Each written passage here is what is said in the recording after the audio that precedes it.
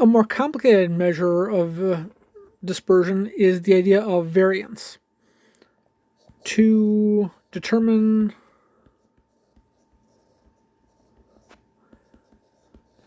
the variance of a data set, we first determine the mean.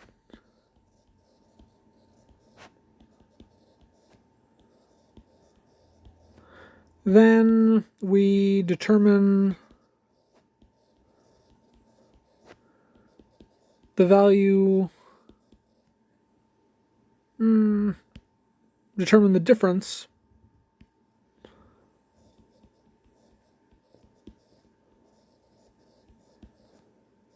of each value in the set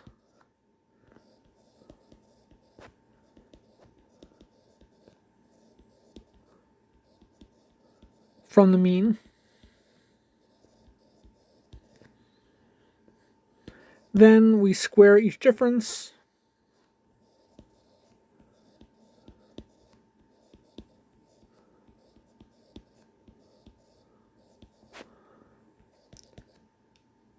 And get the sum of the squared differences.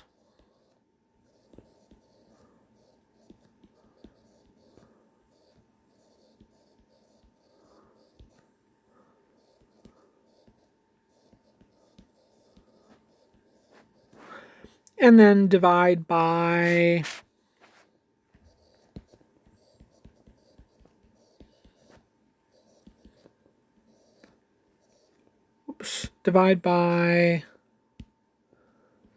the number of values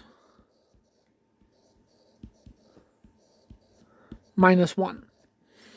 So this sounds like a complicated process, and it is, but it's also relatively straightforward. It's more tedious than anything else given a large enough data set.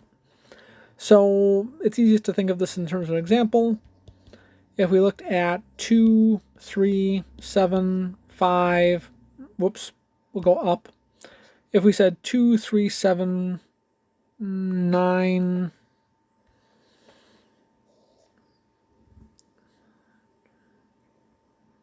9, that'll work. So we've got 2, 3, 7, 9, 9. We notice that the mean, we'll call it x bar, is going to be 2 plus 3 plus 7 plus 9 plus 9 equals 5, 16, no, 5, 12, 21, 30, divided by, whoops, we're going to take 30 divided by 5,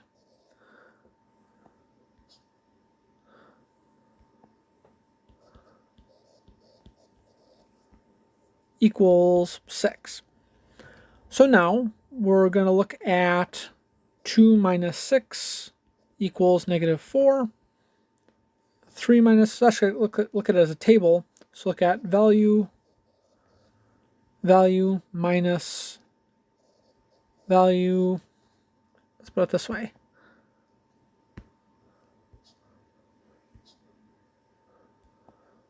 Let's say value x, value x minus mean x bar. So we've got 2, 3, 7, 9, 9.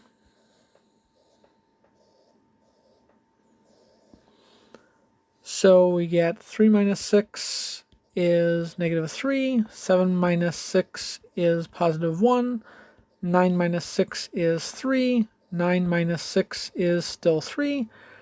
Then we're going to have that difference, x minus x bar squared. So we get 16, 9, 1, 9, 9. And now that we've got all of those differences squared, we're going to find the variance. Whoops.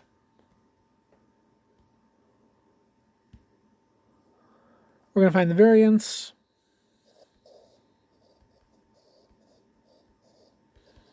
is equal to 16 plus 9 plus 1 plus 9 plus 9 divided by 5 minus 1.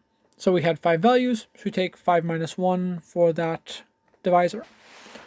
And so we see that the variance turns out to be 16 plus 9 is 25, 26, 35, 44. 44 divided by 4. And so the variance turns out to be 11.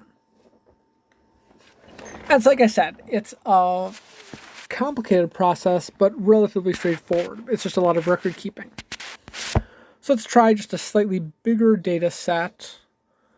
If we had the set 1, 1, 3, 3, 4, 5, 6, 7, 8. Let's just toss on a 10, just for fun.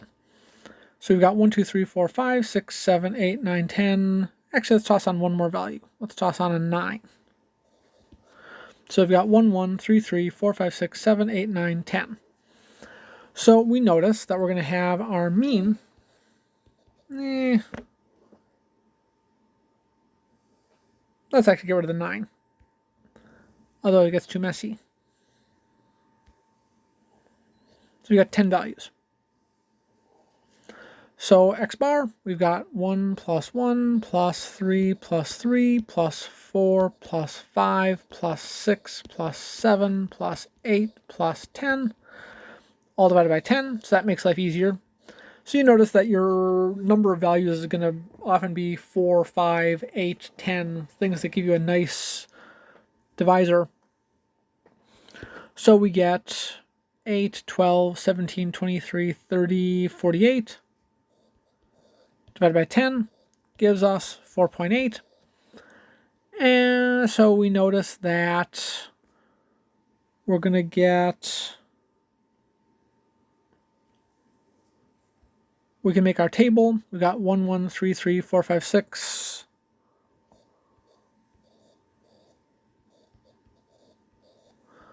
One, 1, 3, 3, 4, 5, 6, 7, 8, 10. Then we're going to have, so we got our x.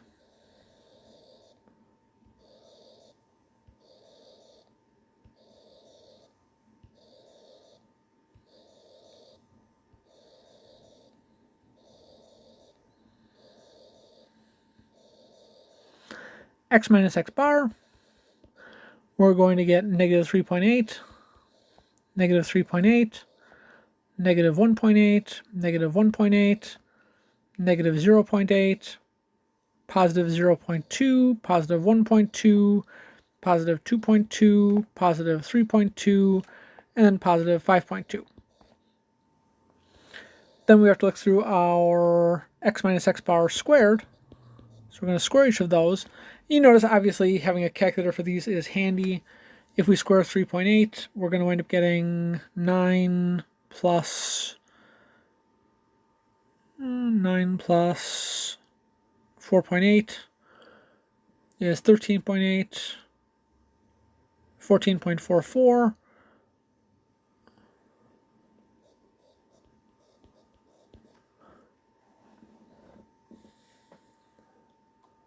Double check that. Yep. And so obviously that's going to be the same for both of those. Then if we square negative 1.8, we're going to wind up getting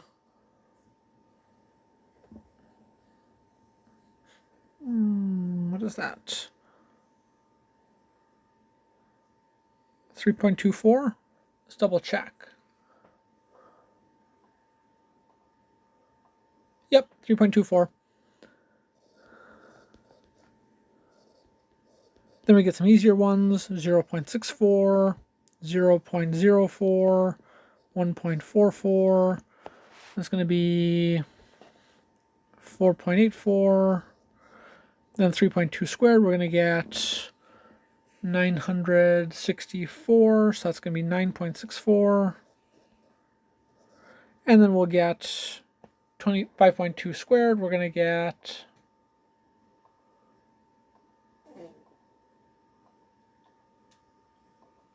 27.04. So now we need to find the variance.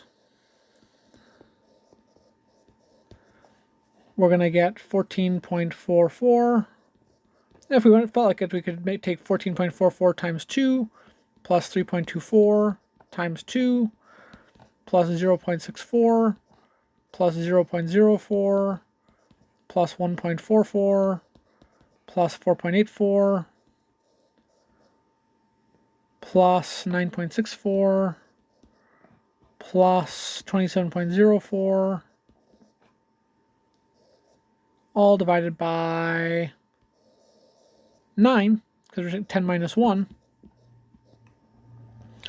And so that means we're going to get 28.88 plus 6.28 plus 0.64 plus 0.04 plus 1.44 plus 4.84 plus 9.64 plus 27.04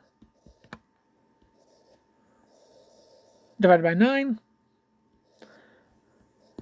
And so now we're going to add things up. We're going to wind up getting 28 plus 6 is 34, 35, 39, 48, 75. Adding up the whole number of parts, then we're going to have 1.16. Let's just add this up. We're going to get 0.88 plus 0.28 is 1.16 plus 0.64 gives us 1.8. Then we can add 1.48. Just adding those two together right away gives us 3.28. Then we'll add on. Whoops. I accidentally added on the whole one. So actually it's going to be 2.28. 2.28. 2.28 plus 0.84 plus 0.64 plus 0.04. So we wind up getting 3.8. Make sure that seems reasonable. Around 1, around 2, around 3 point something. Yeah. And then we're dividing by 9. So that is 78.8 divided by 9. And so we find out that's going to be 78.8 divided by 9 equals 8.75 repeating. 8.75 with the 5 repeating, and so that's approximately 8.76. And so in general, you'll be told to round to nearest tenth, hundredth, thousandth. So this one is reasonable to say round to nearest hundredth.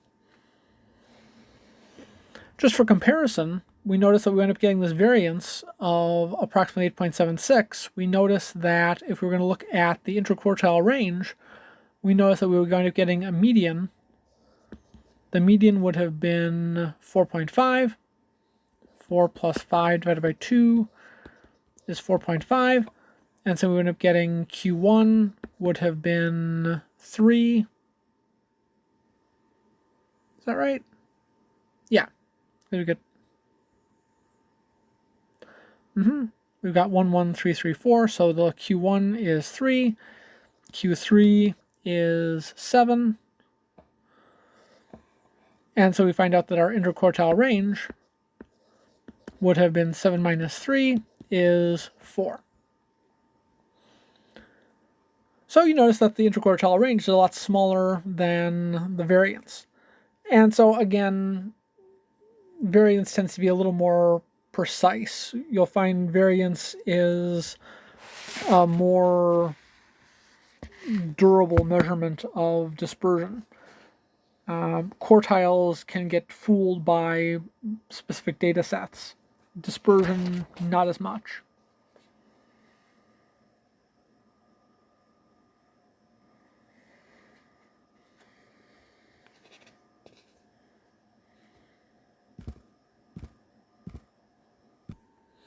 A slight variation on the variance is the idea of standard deviation.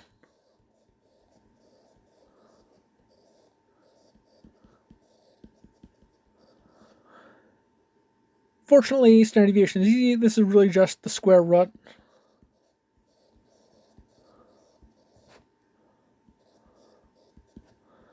of the variance.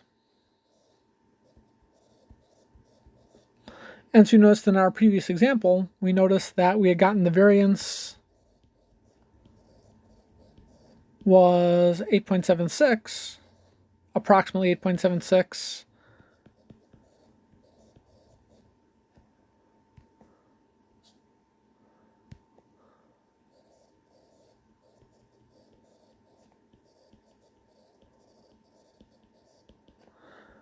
In the previous example, the variance was approximately 8.76, so the standard deviation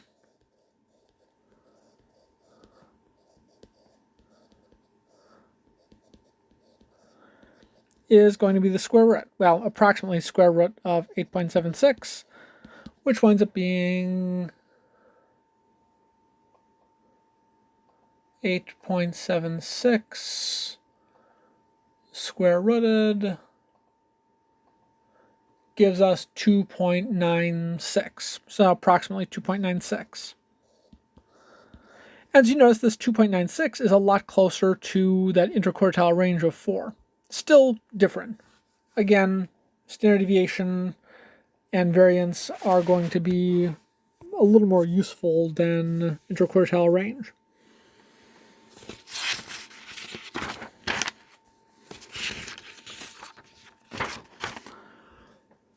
So we'll just look at one or two more examples.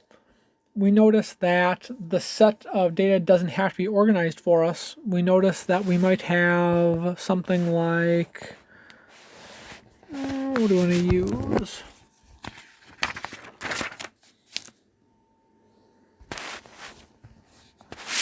We'll just grab a random data set. So this is actually, we'll look at number 24 from your textbook.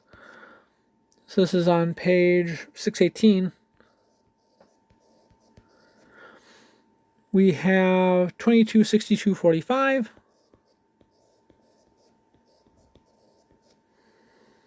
35, 38, 56.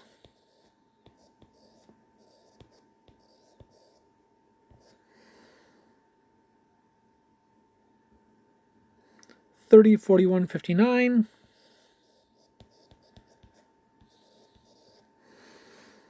37, 52.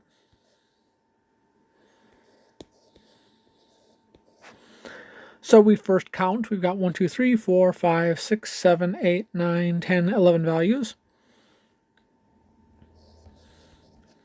Oops. So we have 11 values. Now we want to put those in order. So we notice the smallest value is 22. Then we'll have 30, 35, 37, 38.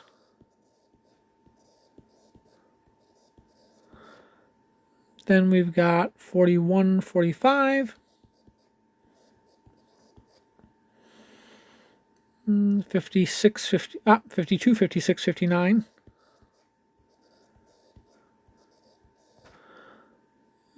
62. Double check that we didn't miss any. That's 1, 2, 3, 4, 5, 6, 7, 8, 9, 10, 11 values. Good. So now that we've got them in order, we can find the range is equal to 62 minus 22. Obviously, that's the easiest.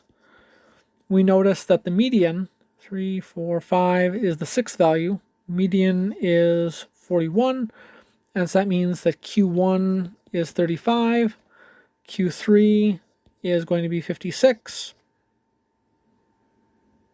And we're just noticing that the upper half has 5 values, middle one is 56, lower half has 5 values, median is 35, so Q1 is 35, Q3 is 56, and so our interquartile range is 56 minus 35, equals 21. So now we have the harder job of determining the variance. So we need to know the mean. The mean, we know we're going to get, adding those up, we're going to get 52, 87, 94, 124, 154, 162, 203, 248, 250, 300, 415. Oh, 415 plus 62. 415. 477 divided by 11. Let's just double check that.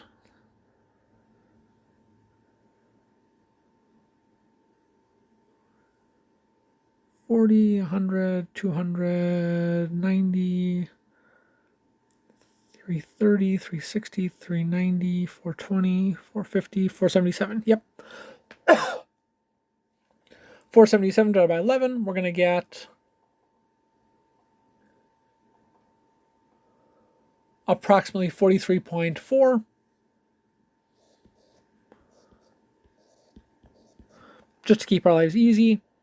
And so now we need to work out our differences from the mean. So we're going to have 22, 30, 35, 37, 38, 41, 45, 52,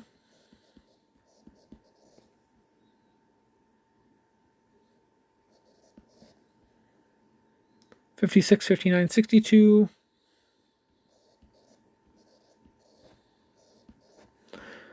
So we've got our x's, we've got x minus x bar.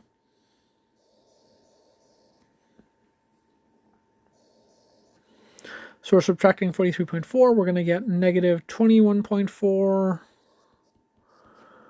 negative 13.4, negative 8.4, negative 6.4, yeah. Negative 5.4, negative 2.4, positive 1.6, then 52, we're going to get 8.6, then we'll get 12.6, 15.6, and 18.6. So now we need to deal with x minus x bar squared. And so you notice that you're not going to get a bunch of these because it gets quite tedious. But it's worth seeing one just to see how they go. 21.4 squared gives us 457.96. Negative 13.4 squared gives us 179.56. 56. 8.4 squared gives us 70.56. 6.4 squared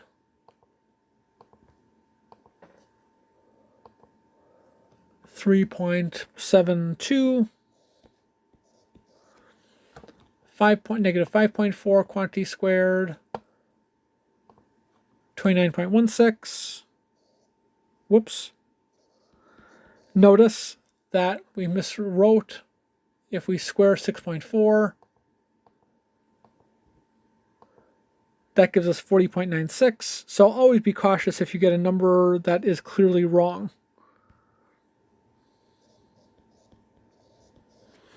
We notice that 8.4 squared has to be more than 64, 6.4 squared has to be more than 36, 5.4 squared has to be more than 25. 2.4, negative 2.4 quantity squared, we're going to get 5.76. Then we get 2.56. 8.6 quantity squared gives us 73.96. 12.6 squared, 158.76, 15.6, 243.36, and 18.6, we get 345.96. So now we have to add all these up. We find out that the sum of the x minus x bar squareds divided by 11 minus 1 is going to wind up being, we have to go through the numbers.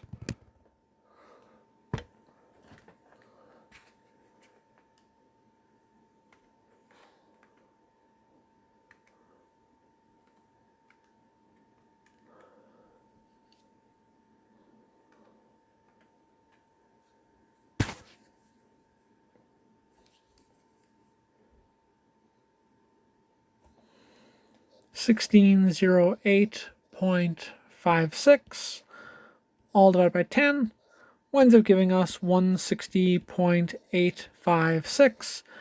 So that gives us our variance. And then our standard deviation.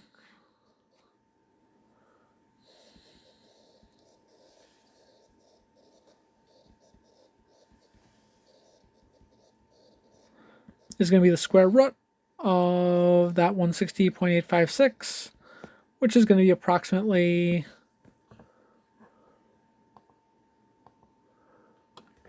40.1, 40.11 if we're sticking with 2 decimal places. So we could have actually called this approximately 160.86. And so the question of where to round is complicated. That gets into whole other coursework. We're not going to worry too much about significant figures for this class.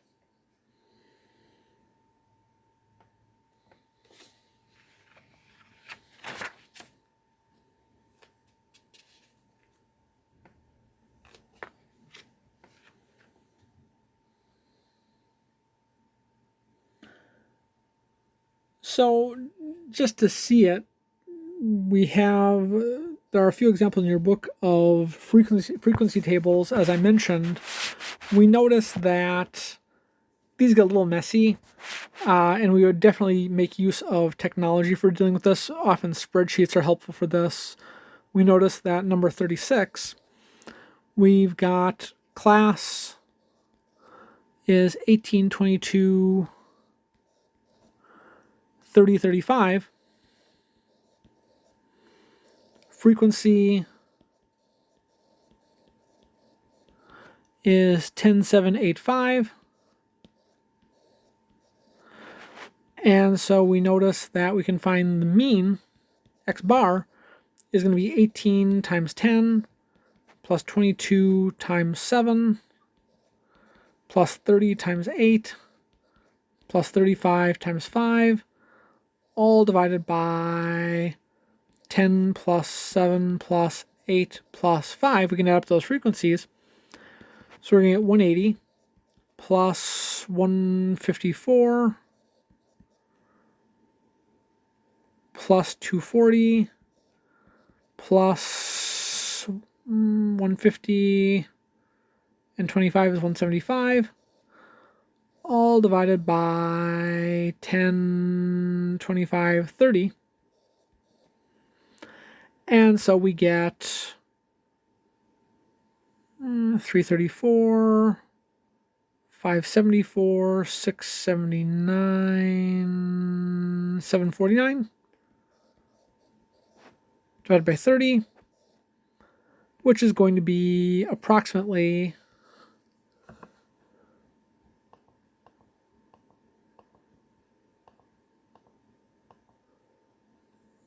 we'll call it close enough to 25.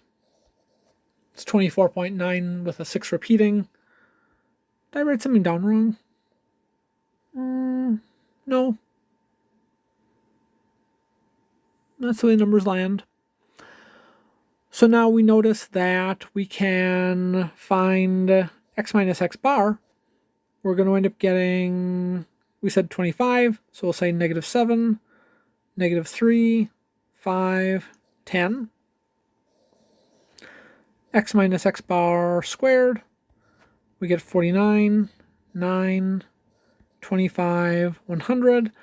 And so now we notice that for purposes of getting the variance, we can make use of those frequencies with those x minus x bars. So we're going to get the variance is going to be, we said 49, 9,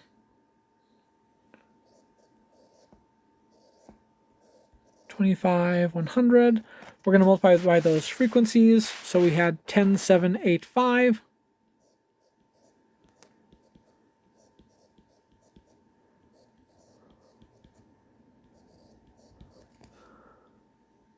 Double check those. Yep.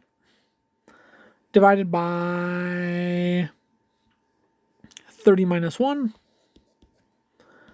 And so now we're going to get 490 plus 63 plus 200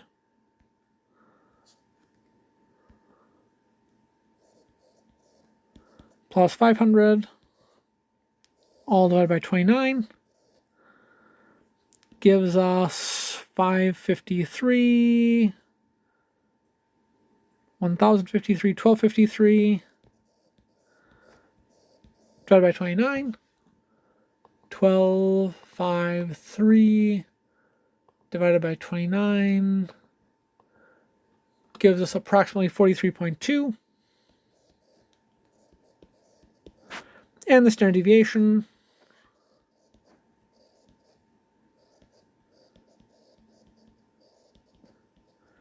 last mentioned that a lot of books will abbreviate that as the Greek letter rho, is going to be equal to the, well, approximately equal to the square root of 43.2, which is approximately 6.6.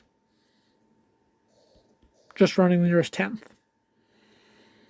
And so again, you notice that it's a long process, a tedious process, but not exactly a difficult process, just lots of steps.